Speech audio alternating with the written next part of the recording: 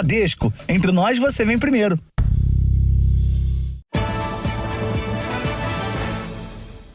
Olá, boa noite. Boa noite. Israel, Estados Unidos e Catar negociam uma pausa humanitária na faixa de Gaza. A intenção é suspender os ataques aéreos por pelo menos 4 horas todos os dias para garantir a passagem dos palestinos. Hoje, o grupo terrorista Hamas anunciou que vai libertar mais 2 reféns.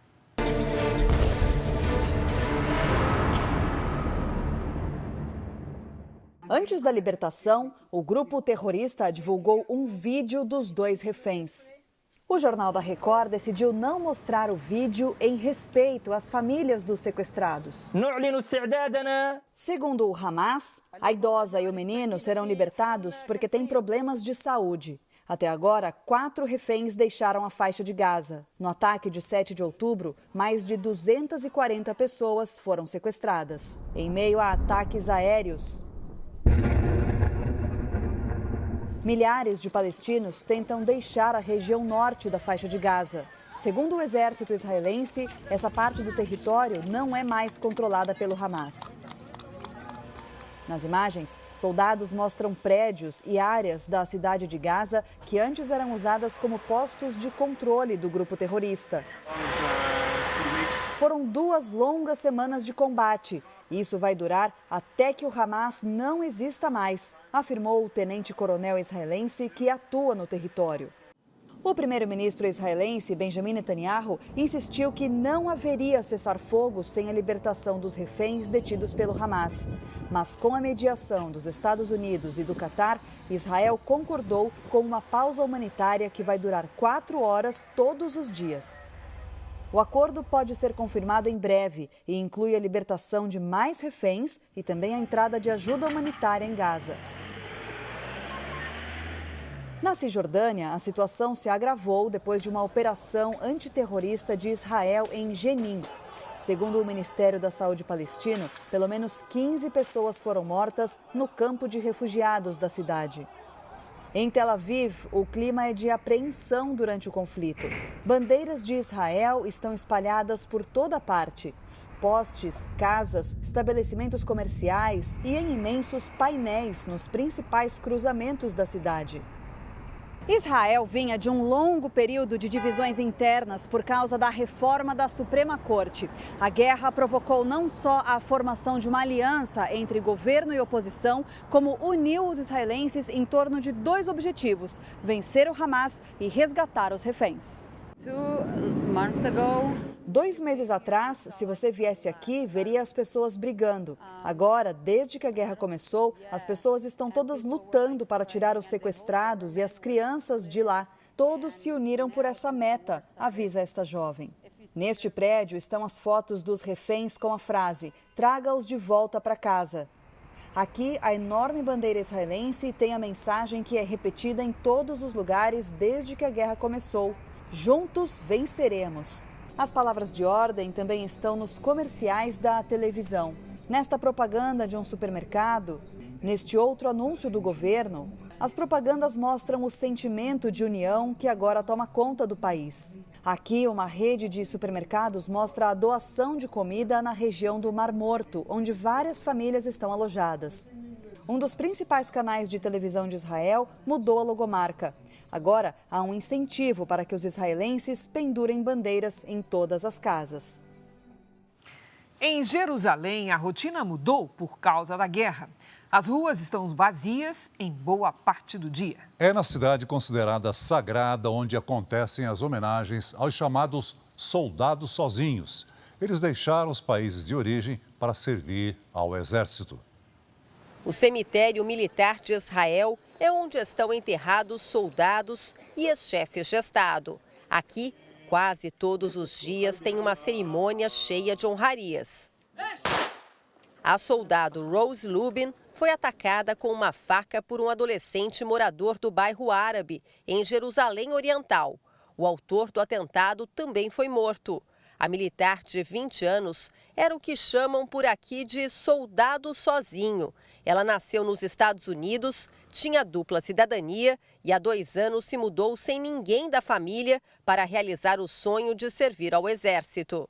Cada vez que um soldado solitário morre, israelenses de toda parte do país se unem para prestar homenagens. Pela tradição judaica, se 10 homens ao menos não estiverem presentes, o funeral não pode acontecer. Milhares de pessoas vieram até o cemitério, mesmo sem conhecer a policial de fronteira, Rose Lubin. O mínimo que a gente pode fazer para os soldados mortos é prestar uma honra final, diz este israelense. Podia ser o meu irmão, podia ser a minha irmã, afirma a professora. Desde o início da guerra, mais de 350 militares israelenses morreram em combate ou em atentados pelas ruas do país. Policiais de fronteira reforçam a segurança no trajeto até pontos religiosos históricos de Jerusalém. Na Cidade Velha de Jerusalém, endereço sagrado para cristãos, muçulmanos e judeus, as ruas estão desertas desde o início da guerra. O Muro das Lamentações, visitado por milhares de pessoas todos os dias, hoje estava praticamente vazio. O comércio do mercado árabe fechou as portas. E é cada vez mais raro ver um grupo de turistas fazendo um trajeto milenar que atrai visitantes do mundo todo. As poucas pessoas que encontramos no caminho vivem em Israel e foram até lá para orar por todos que sofrem nesta guerra. São israelenses e palestinos, habituados a caminhar juntos pelas mesmas ruas antigas de pedra. Chega, a gente precisa ter paz, diz Mohammed, um jovem muçulmano. Depois que acabar com essa barbárie, com esse terror, a paz vai chegar. E ela vai chegar, deseja Yaakov.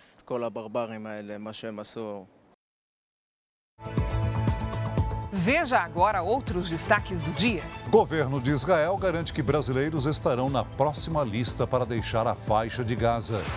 Assessor da presidência, Celso Amorim, fala em genocídio na região e é duramente criticado.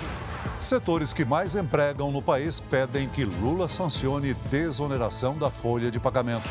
Mortes causadas por 5 vírus devem aumentar em 12 vezes por causa das mudanças climáticas. Mark Zuckerberg vetou projetos para preservar saúde mental de crianças e adolescentes. Na série especial, os relatos das mulheres que sofreram abusos sexuais como forma de humilhação durante as guerras do Congo.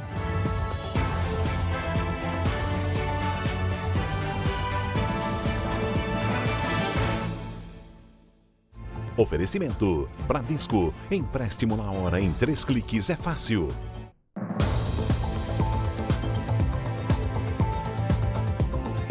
A cada 2 horas, um motorista de caminhão é atacado por criminosos na Grande São Paulo. Hoje, uma quadrilha especializada no roubo de cargas foi presa pouco antes de assaltar mais um caminhoneiro. A polícia monitorava a quadrilha e conseguiu interceptar os criminosos enquanto eles se preparavam para mais um assalto. Dentro do carro estavam 4 homens armados. Eles reagiram. Houve perseguição e troca de tiros. 3 homens foram presos. Um conseguiu escapar. Segundo os investigadores, a mesma quadrilha suspeita de estar envolvida no assassinato de um motorista no mês passado. Durante a madrugada, na capital, outro veículo foi roubado nesta via expressa. O suspeito também foi seguido pela polícia e escapou pulando do caminhão em movimento, que bateu em 2 veículos. Segundo a polícia, as quadrilhas geralmente procuram as vítimas em postos de combustíveis como este daqui, que ficam às margens das rodovias. As investigações mostram que os criminosos agem em 3 frentes. Alguns estão de olho na carga, já outros no caminhão, que é desmanchado e depois as peças vendidas. E algumas quadrilhas estão se especializando no sequestro dos motoristas, que muitas vezes são amarrados e mantidos dentro da cabine do caminhão, onde ali dentro sofre o crime de extorsão. Muitas vezes, o autor da ação do roubo em si não é a pessoa que vai fazer a venda da carga. Então, é o que nós chamamos aqui de co-work do crime. Um faz a ação do roubo, outro faz o desmanche do caminhão e uma outra quadrilha faz a venda da carga. Até setembro já foram registrados mais de 3 mil roubos de carga, um a cada 2 horas. Hoje em dia você tem que ver onde você para dormir, nos postos. Deu trânsito, você para, é arriscado ele chegar aqui e te roubar. É complicado de trabalhar desse jeito. só anda com medo. Este caminhoneiro, que não quer mostrar o rosto, é motorista há quase 30 anos. Cansado dos assaltos, criou estratégias na estrada para evitar os bandidos. Depois disso, nem pararam para mais. Eu já vou no banheiro antes para não parar. Se está na estrada, um carro atrás devagar, fica com medo, entendeu?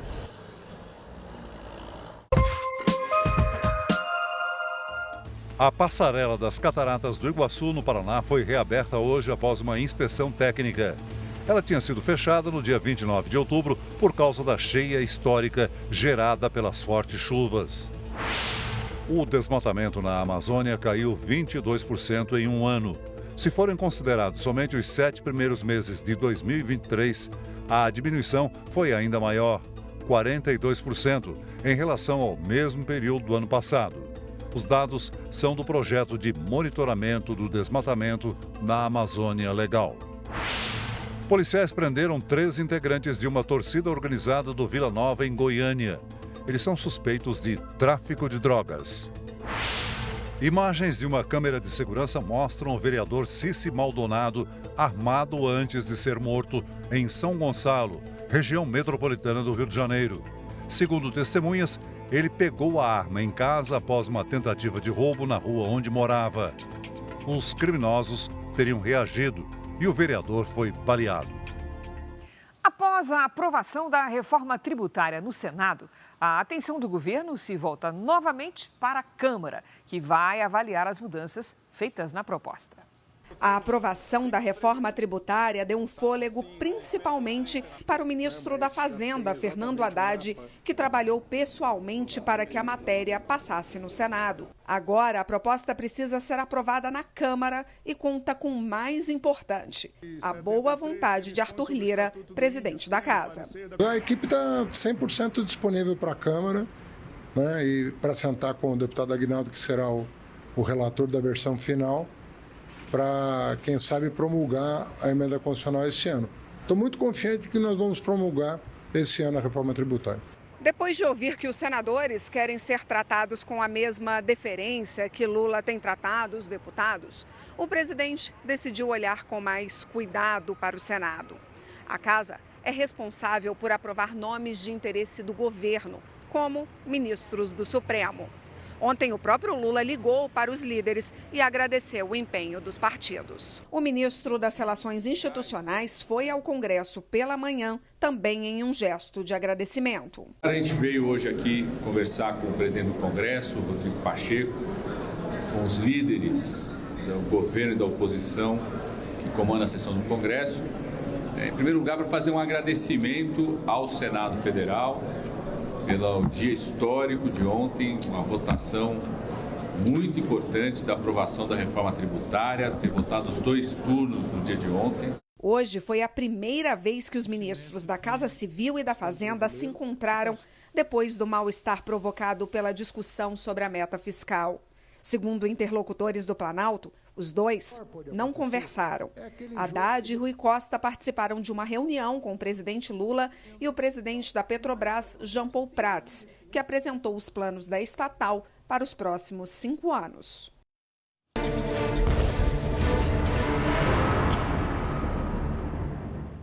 O assessor especial do presidente Lula, Celso Amorim, chamou de genocídio a ação israelense na faixa de Gaza. A declaração dada em uma conferência sobre a guerra no Oriente Médio foi duramente criticada por especialistas e por entidades israelenses. A cúpula foi acompanhada do lado de fora por parentes de vítimas sequestradas pelo Hamas. Precisamos pressionar as organizações humanitárias para que entrem em Gaza e tragam notícias sobre a situação dessas pessoas, afirmou Ayelet, prima de 7 pessoas levadas pelos terroristas. Ainda são cerca de 240 pessoas sob o poder do Hamas. O presidente da França, Emmanuel Macron, falou que não é mais possível deixar para depois a discussão sobre a criação de 2 estados com Israel e Palestina lado a lado em paz e segurança. Israel e a Palestina vivem côte à côte em paix e em sécurité. O encontro reuniu líderes de 40 países, organizações não governamentais que atuam na região do conflito e representantes da ONU. O Brasil foi representado pelo assessor especial para assuntos internacionais da Presidência da República. Celso Amorim reforçou o pedido para um cessar-fogo imediato. A humanitarian ceasefire is essential. Discursando em inglês, Celso Amorim falou que a morte de milhares de crianças é chocante e que a palavra genocídio inevitavelmente vem à cabeça, disse ele. The word genocide inevitably comes to mind. A declaração repercutiu mal e foi criticada por especialistas em relações internacionais. Esta professora explica que o termo nem poderia ser citado porque na lei internacional ele só se aplica após uma apuração rigorosa. Diplomaticamente, não há como haver uma investigação para definir se naquele lugar estão acontecendo crimes de guerra, enquanto não houver um cessar-fogo, enquanto a ONU, o Tribunal Penal Internacional, não puderem avançar até a região de Gaza e conduzir uma investigação. Para este professor, a declaração pode prejudicar as relações com Israel e a saída dos brasileiros de Gaza. De chamar de genocídio, quando ele conhece que existem definições para o genocídio que não são assim simplesmente eu acho que é genocídio, então vou dizer que é genocídio. Né? O Celso Amorim não está lá para representar as opiniões dele, ele está lá para representar o Brasil. O presidente da Federação Israelita de São Paulo também comentou a declaração de Celso Amorim. Genocídio significa a intenção de se exterminar uma raça, uma etnia. E não é essa a intenção do governo de Israel, não é essa a intenção do exército de Israel. Essa é a intenção, com certeza, do grupo terrorista Hamas, porque se ele pudesse, ele exterminava todo o povo de Israel. A quinta-feira foi de temperaturas altas na maior parte do Brasil. Hora de conversar com a Lidiane Sayuri. Oi, Lid, boa noite. Já é efeito da onda de calor, é?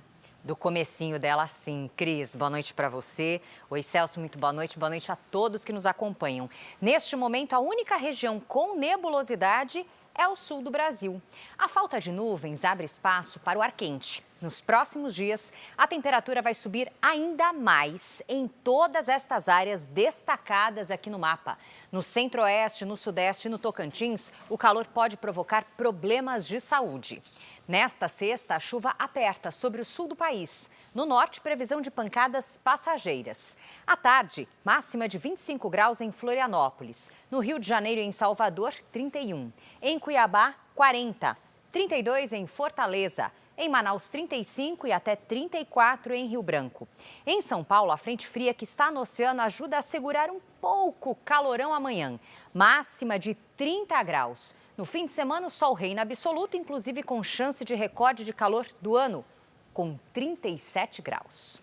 Tempo Delivery. A Helena é de Passo de Torres, que fica em Santa Catarina, Leide. Vamos lá, Celso. Oi, Helena, boa noite.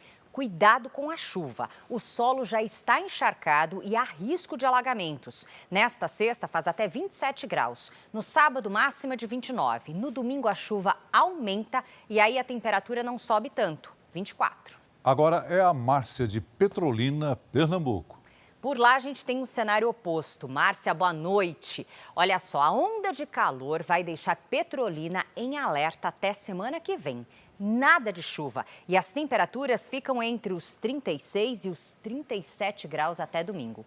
Previsão personalizada para qualquer cidade do Brasil e do mundo é aqui mesmo no Tempo Delivery. Mande seu pedido pelas redes sociais com a hashtag #VocênoJR.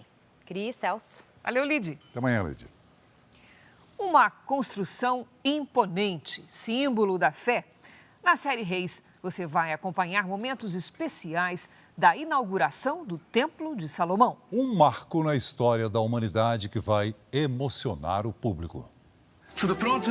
Uma produção detalhada e impressionante para retratar um momento grandioso. A inauguração do Templo de Salomão é o ponto alto da 9ª temporada da série Reis, que está chegando em sua fase decisiva. A cena representa um marco na história do rei. Templo de Salomão, um desafio enorme, gigante de produção né, centenas de figurantes, para todo o elenco. Por quê? A presença de Deus se faz aqui. Uma área de 2.500 metros quadrados na cidade cenográfica da série foi preparada para abrigar o cenário do templo.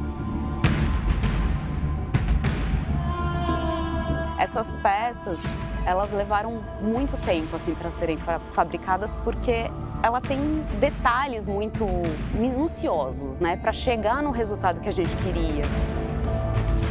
O ator Guilherme Delorto tem estudado tudo o que envolve essa cena tão importante.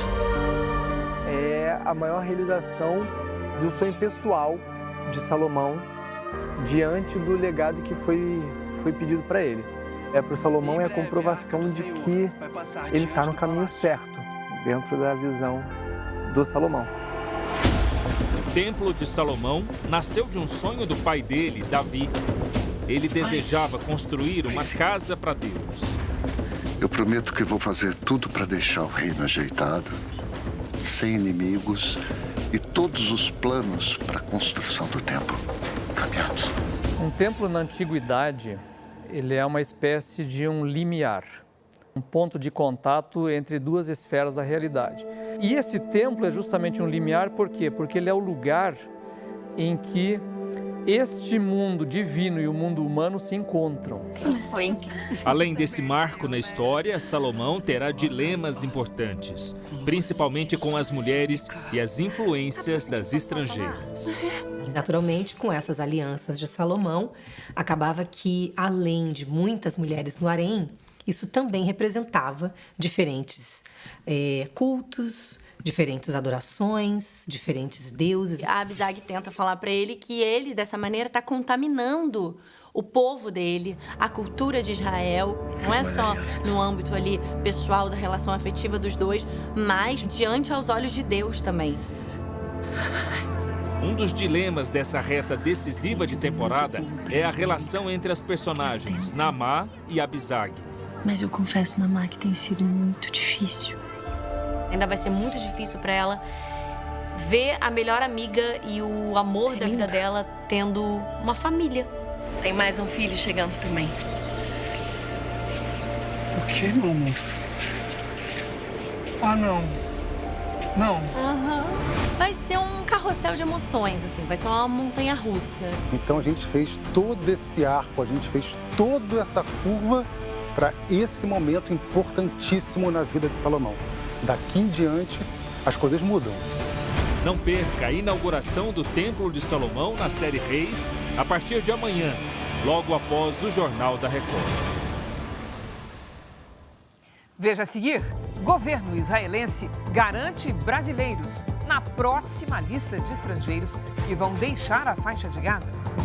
Presidente Lula ainda não sancionou a desoneração da folha de pagamento de 17 setores que mais empregam no país. O prazo vai até o dia 23. Na nossa série especial, o drama das mulheres vítimas de violência nos conflitos do Congo.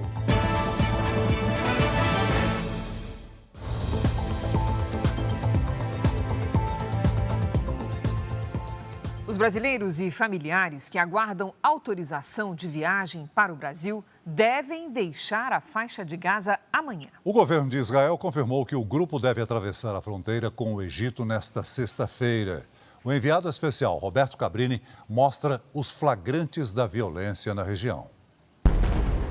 Quem entra aqui hoje é tomado pelo vazio do silêncio. Logo as explosões recomeçam. Estamos no norte da faixa de Gaza. As ruínas revelam bombardeios intensos. Mas parece hoje uma cidade fantasma. Perto do hospital Al-Shifa em Gaza, as luzes do céu sinalizam um novo ataque.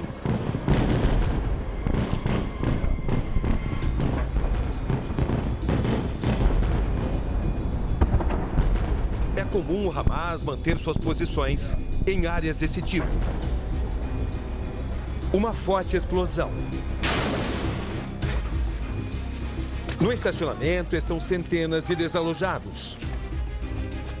Cada um tenta se salvar como pode. De dentro do hospital, diferentes perspectivas de um mesmo ataque.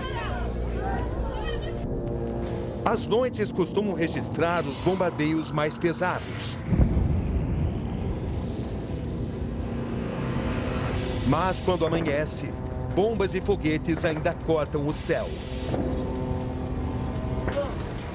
Só no Al-Shifa estão mais de 1000 pessoas que deixaram suas casas. O hospital, que horas antes por pouco não foi atingido, agora é o destino de muitos feridos. Extenuados e com poucos recursos, equipes médicas fazem o possível. Esse possível diminui a cada momento. Estávamos tentando fugir para o sul quando fomos atingidos, diz esse homem ainda desorientado. Aqui, tropas israelenses caçam militantes do Hamas.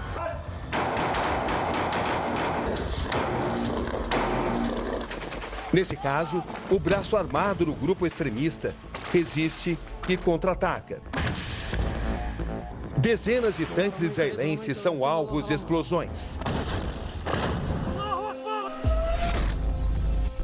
Com armas em punho, militantes do Hamas correm e atiram contra as tropas israelenses. Um intenso fogo cruzado. Já são 2 longas semanas aqui no norte, mas vamos avançar até que o Hamas não exista mais. Em Khan Yunis, perto da fronteira com o Egito, depois de ataques seguidos à cidade, este é o único cenário possível. A família Kulab retorna ao local que um dia chamaram de lar. Hoje restam apenas ruínas. Mas a vida resiste, mesmo entre os escombros. Aqui ficava minha casa. Agora tudo está destruído. Na hora da explosão, não vi nada. Até que me tiraram dos destroços. Tudo é improvisado. O varal, a pia, a cozinha. Ainda temos medo, é claro. Estamos remendando os pedaços das nossas vidas. O desafio de tentar enxergar luz onde só parece haver escuridão. A única saída possível do enclave palestino também é uma zona crítica. Rafa, na fronteira de Gaza com o Egito, passa a ser alvo de bombardeios. Ontem a passagem para o Egito tinha sido fechada. Não havia condições. Hoje a passagem de Rafa reabriu. E agora uma notícia muito esperada. Confirmamos com nossas fontes que nesta sexta-feira os 34 brasileiros vão finalmente cruzar a fronteira entre Gaza e o Egito. Isso é claro, se a fronteira não for novamente fechada, o que sempre é possível. A população civil sempre pagando o preço mais alto. Eles nem têm tempo para enxugar as lágrimas. Procuram desesperadamente por uma saída. Saem do norte e partem para o sul da faixa de Gaza. Sabem que no fundo não há garantias. Para eles, esta é uma jornada em busca de sobrevivência. Existe a expectativa de que os brasileiros que ficaram em Gaza cheguem ao país no domingo. E o grupo deve ser recebido na base aérea de Brasília pelo presidente Lula.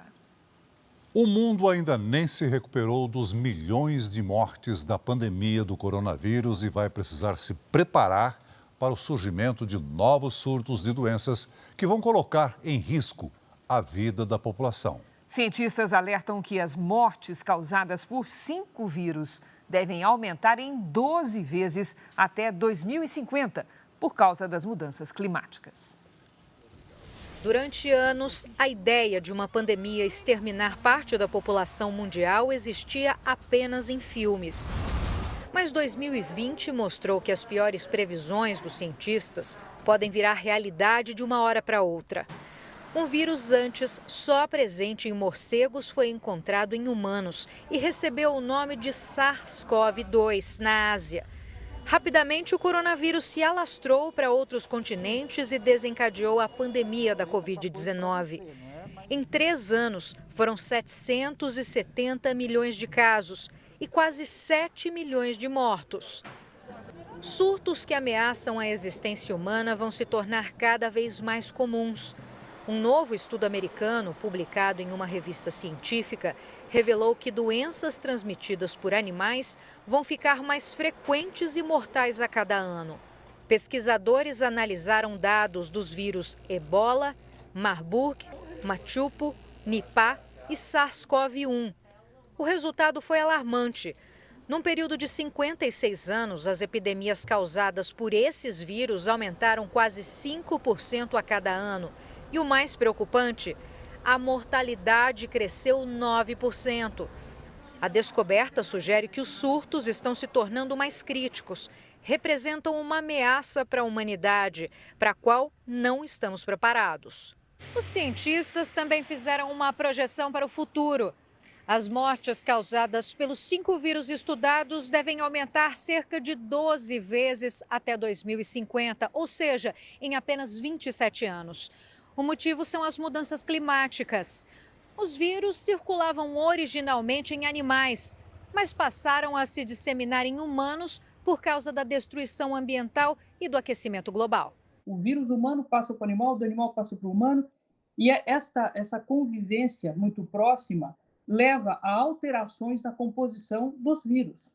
O vírus fica diferente. Quando ele fica diferente e ele atinge uma pessoa, essa população não está acostumada com aquela novidade viral.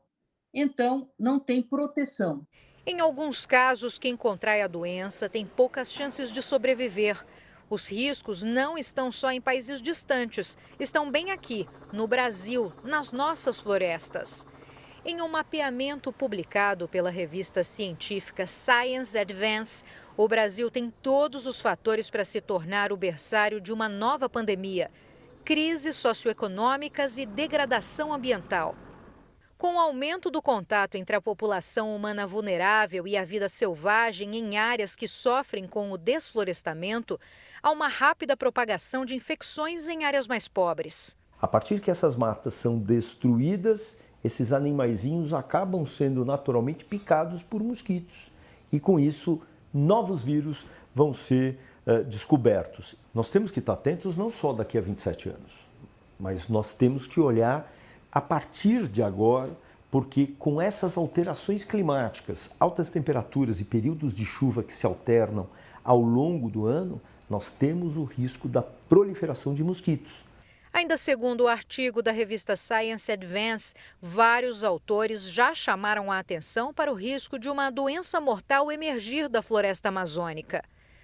É um perigo grande e crescente para a saúde global. A estimativa dos pesquisadores parece alarmante, mas a realidade pode ser ainda pior.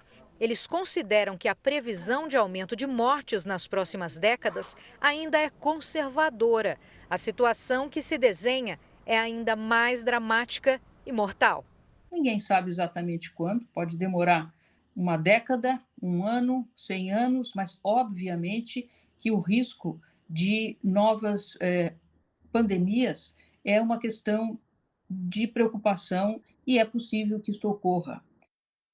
O pai do jogador Luiz Dias, do Liverpool, da Inglaterra, foi libertado hoje por guerrilheiros colombianos. Luiz Manuel Dias ficou cerca de 2 semanas como refém do Exército de Libertação Nacional. Segundo autoridades, o pai de Luiz Dias está em boas condições de saúde. Ele foi levado pelo grupo armado de esquerda enquanto dirigia no norte do país. Os extremistas travam um conflito de quase 60 anos com o governo da Colômbia. Ao menos 450 mil pessoas morreram no período.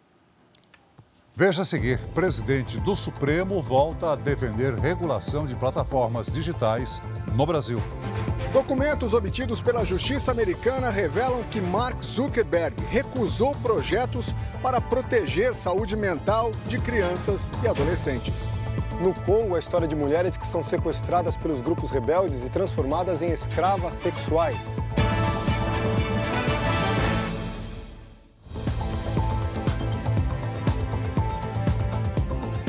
O presidente do Supremo Tribunal Federal voltou a defender a regulação das plataformas digitais. Um dos pontos defendidos por Luiz Roberto Barroso é que as grandes empresas de tecnologia compartilhem as receitas de publicidade com as empresas da mídia tradicional. O presidente do Supremo destacou durante evento em Brasília que as receitas de publicidade foram transferidas das empresas de comunicação tradicional, como rádios, TVs e jornais, para empresas como Google e Meta. Para Luiz Roberto Barroso, as chamadas Big Techs deveriam compartilhar parte dessas receitas com as empresas que produzem a maioria dos conteúdos que circulam nas redes. O Facebook, o Instagram, o TikTok e o YouTube, por exemplo, eles circulam as informações, eles circulam muito conteúdo, mas eles não produzem conteúdo. Quem produz conteúdo é a imprensa tradicional. Portanto, há ali uma carona, há ali um free ride e, portanto, tem que haver, sim, mecanismos de compartilhamento de receitas, porque, eu repito, se a imprensa fosse apenas um business privado, paciência, se adapte ao novo mundo. Mas ela é mais do que isso. Ela é muito importante para, numa democracia, criar fatos comuns sobre os quais as pessoas possam formar a sua opinião. Segundo Barroso, a regulação econômica é importante também para evitar a concentração de mercado. O presidente do STF destacou ainda a necessidade de regular a atuação das plataformas para acabar com a desinformação. É preciso regular para combater isso, e as próprias plataformas digitais deveriam fazê-lo, porque isso é fácil, por meios tecnológicos e sem controle de conteúdo prévio. Basta você ver se uma informação está circulando com uma velocidade superior àquela que a capacidade humana poderia fazê-la circular. Aqui no Congresso Nacional, 2 projetos de lei envolvendo as plataformas digitais estão em tramitação. Um prevê a remuneração de conteúdo jornalístico e a proteção dos direitos autorais dos artistas. O outro é mais amplo, com foco principalmente no combate às fake news e na regulação econômica das plataformas. No Brasil, isso é mais grave do que em regiões como a Europa e Estados Unidos, porque a concentração de mercado aqui é muito acentuada, assim como o tema da moderação de conteúdo. Documentos obtidos pela Justiça Americana revelam que Mark Zuckerberg, dono do Instagram e do Facebook, vetou projetos para preservar a saúde mental de crianças e adolescentes. As informações foram obtidas durante o processo judicial movido pelo estado americano de Massachusetts. O bilionário Mark Zuckerberg é dono da Meta, grupo responsável pelas plataformas Facebook e Instagram. Documentos internos revelaram discordâncias entre o dono e os demais executivos da Meta. Em 2019, uma das iniciativas seria a desativação do chamado filtro de beleza do Instagram. A ferramenta é capaz de mudar o corpo dos usuários e alcançar padrões de beleza que os especialistas afirmam ser irreais e prejudiciais à saúde mental dos adolescentes. Zuckerberg teria recusado a proposta com a alegação de que os filtros fazem sucesso entre o público e de que não havia provas sobre efeitos negativos. O executivo ainda teria vetado outras propostas, o que levou a justiça a acusar a empresa de negligência em relação à proteção de menores de idade. Este não é o primeiro processo judicial contra Mark Zuckerberg aqui nos Estados Unidos. No mês passado, procuradorias gerais de 42 estados americanos se uniram contra as redes sociais da empresa. Os promotores alegam que as notificações e linhas do tempo sem fim são viciantes e levam crianças e jovens a permanecerem por tempo excessivo na tela do celular. Hoje, a União Europeia abriu uma investigação contra duas das maiores plataformas de vídeos, o TikTok e o YouTube.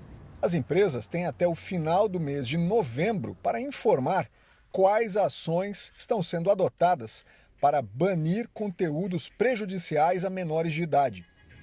Desde agosto deste ano, uma nova legislação impõe regras a serviços digitais. Agora, as empresas de tecnologia são responsáveis por conteúdos publicados pelos usuários da União Europeia. O presidente Lula tem em mãos a possibilidade de preservar milhões de empregos no Brasil com apenas uma assinatura. Ele tem até o dia 23 para sancionar o projeto de lei aprovado pelo Congresso que prorroga a desoneração da folha de pagamento. Sem receber uma sinalização do Palácio do Planalto em relação à sanção, empresários e trabalhadores decidiram agir. Enviaram um documento ao presidente Lula assinado por 30 associações, em que pedem a continuidade da desoneração da folha. O texto diz que, atualmente, essa medida é fundamental à preservação de setores cujas estruturas produtivas abrangem mais de 9 milhões de empregos formais diretos. Trata-se de importante sinalização para futuras decisões empresariais, que deverão ajudar a salvar milhares de empregos, e que o governo não pode permitir que se afaste esse modelo e que tenhamos efeitos desastrosos no desemprego e até no aumento da inflação e juros. Essa é uma política que a gente enxerga como extremamente positiva para o país, com números que demonstram isso ao longo dos últimos 10, 11 anos em que essa política esteve em vigor. A aprovação dessa prorrogação da desoneração, com certeza, é algo que auxilia nesse sentido, e a gente tem, então, uma ótima expectativa de que seja sancionada a lei pelo presidente. As empresas e entidades também solicitam audiência com o presidente Lula para expor com maior profundidade os elementos que fundamentam a necessidade da desoneração. O projeto foi aprovado definitivamente pelo Congresso em 25 de outubro. O presidente Lula recebeu o texto em 1º de novembro e tem até o próximo dia 23 para sancionar ou não a proposta. Em caso de veto, a palavra final será novamente do Congresso, que poderá derrubar a decisão presidencial. No fim de 2021, o ex-presidente Jair Bolsonaro sancionou a prorrogação. Além disso, o Supremo Tribunal Federal, através da decisão do ex-ministro Ricardo Lewandowski, também entendeu que a desoneração é constitucional. O presidente da República só poderia vetar no todo ou em parte um projeto de lei se ele entender que o projeto é inconstitucional ou contrário ao próprio interesse social. Me parece que não seria congruente ou faria muito sentido o presidente da República vetá-lo-á, seja sobre a perspectiva constitucional ou mesmo sobre a perspectiva de ser contrário ao interesse da sociedade. Pelo projeto, que já está em vigor e vence no dia 31 de dezembro, a contribuição previdenciária de 20% sobre a folha salarial é substituída por uma taxa com alíquota entre 1% e 4,5% da receita bruta das empresas. Com a esperada sanção de Lula, a medida terá validade por mais 4 anos.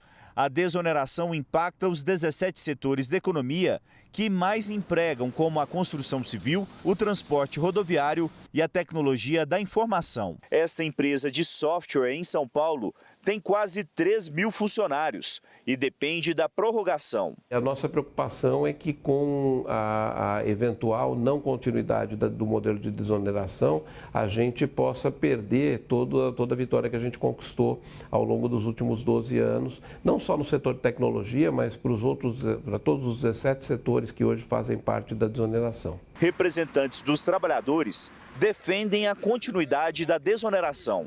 Nós achamos que é fundamental que o governo Lula tenha atenção a isso, porque essa foi uma promessa de campanha também, de garantir os empregos. É fundamental que haja uma resposta positiva a essa questão para garantir os empregos das pessoas que hoje já estão trabalhando. Após quase 4 meses, a greve dos atores de Hollywood chegou ao fim. O sindicato que representa os atores americanos anunciou que foi aprovado um acordo entre a categoria e os estúdios de cinema. A proposta aumenta em 7% os salários dos atores, além de prever proteções legais contra o uso de imagens criadas por inteligência artificial. A violência sexual contra mulheres usada como arma de guerra. Na República Democrática do Congo, a estimativa é de que 1 a cada 3 mulheres já tenha sido vítima deste tipo de crime. No episódio de hoje da série Congo, um país sem paz, você vai conhecer as histórias de mulheres que sofreram abusos e tentam recomeçar com a ajuda de grupos de apoio.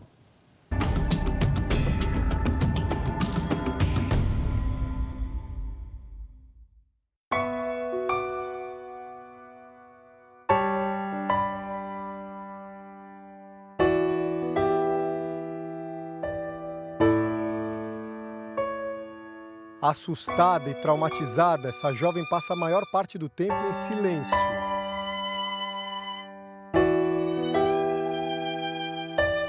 Ela tem apenas 22 anos e é mais uma vítima da violência contra mulheres nos conflitos armados da República Democrática do Congo.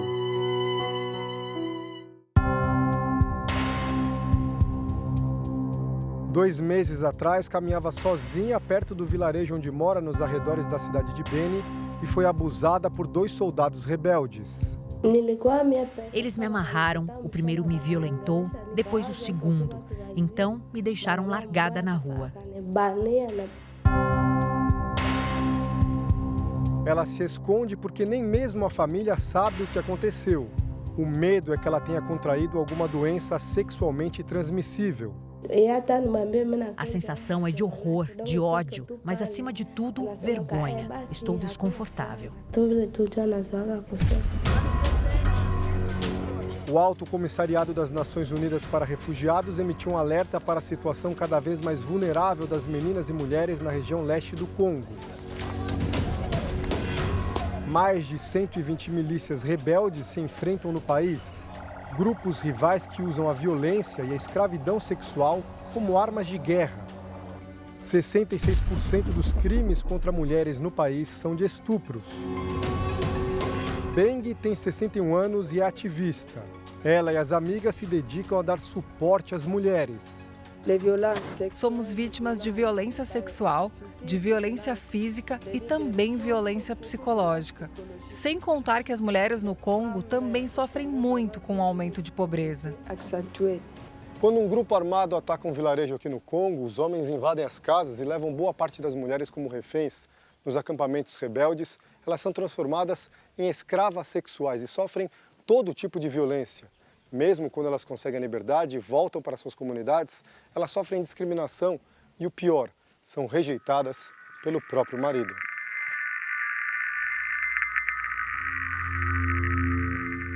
Patience tem experiência no resgate de mulheres e até adolescentes que foram abusadas. Quando retorna ao vilarejo, essa mulher passa a ser estigmatizada. Não é mais aceita por ninguém, como era antes, nem mesmo pela família. Ela pode até ser casada, mas o marido diz que não é mais esposa dele.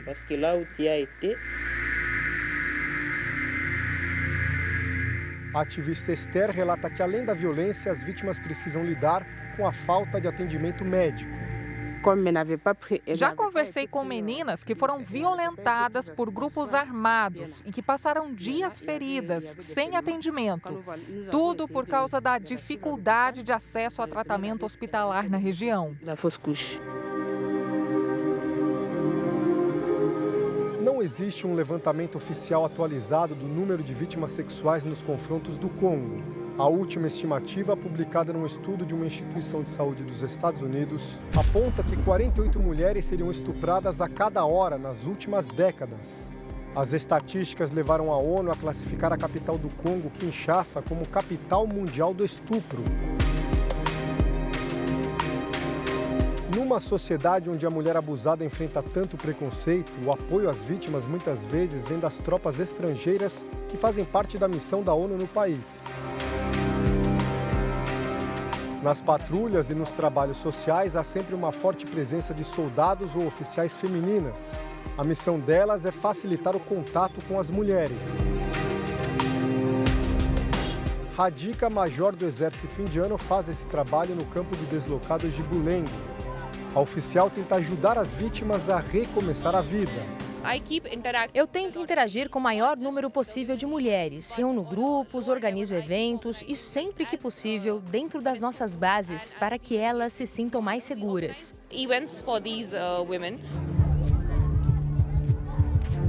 Duas militares brasileiras também estão na linha de frente do apoio às mulheres do Congo. Se a gente se aproxima de uma comunidade onde tem mulheres que sofrem, quando as mulheres se aproximam, as mulheres militares se aproximam dessas mulheres que sofrem, das mulheres locais, elas se sentem muito mais à vontade com a nossa presença do que muitas vezes na presença de homens, de militares homens.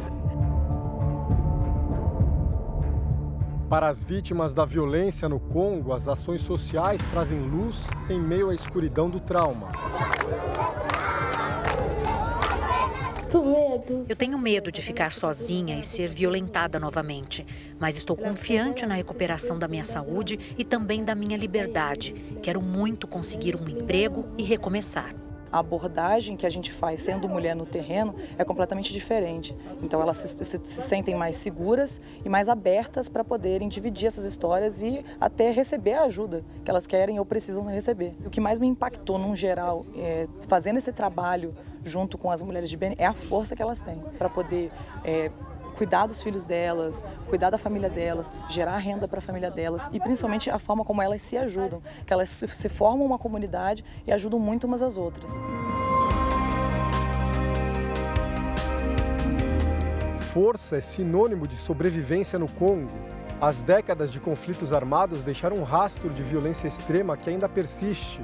Ao mesmo tempo, a esperança prevalece e coloca o país num longo caminho de reconstrução em busca de um futuro de paz.